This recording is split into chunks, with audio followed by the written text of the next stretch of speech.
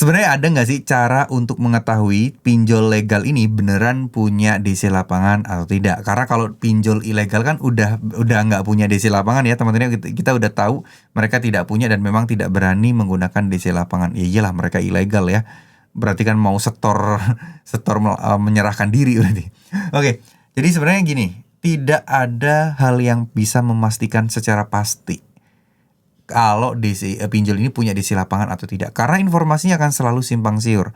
Jadi kita itu biasanya itu mengetahui dari pengalaman-pengalaman orang-orang yang sudah pernah didatengin di daerah mana, lokasinya mana, banyak atau tidak. Dan buat teman-teman yang awam, yang benar-benar tidak mengikuti soal perpinjolan dan seterusnya, cara paling simple yang bisa saya share ke kalian mungkin sedikit tips kali ya.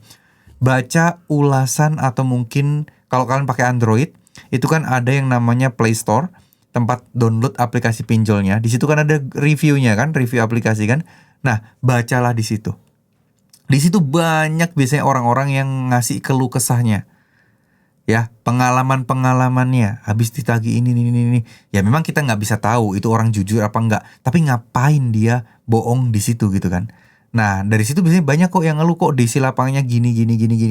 Nah, gitu. Nah, itu cara paling simpelnya sebenarnya. Ya, cara paling bisa kalian lakukan sendiri lah. Gitu. Jadi dari situ tuh kalian bisa melihat. Bahkan mungkin teman-teman jadi tahu tuh resikonya jadi apa, seperti apa. Fokus aja di situ, baca review-review ulasannya. Nggak usah baca yang bagus-bagus, baca yang jelek-jeleknya. Bang, tapi kan itu bisa jadi nanti kompetitor dari si pinjolnya bang buat jelek-jelekin itu. Ya nggak apa-apa, setidaknya kalian tahu kan the worst case-nya atau kemungkinan terburuknya. Jadi kalian bisa mempersiapkan hal itu. Jadi kalian nggak overthinking dan membayangkan hal-hal yang nggak pasti gitu loh. Ya, jadi itu sih. Dan juga tentu saja kalian juga harus pantauin pembahasan-pembahasan terkait soal aplikasi itu. Berita-berita, artikel gitu.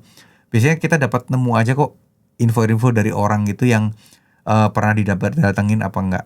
Tapi sebenarnya gini loh, mau didatengin atau enggak, ya udah kenapa sih kalian nggak mempersiapkan kalau kalian akan didatengin aja? Dengan begitu kan kalian jadi tenang.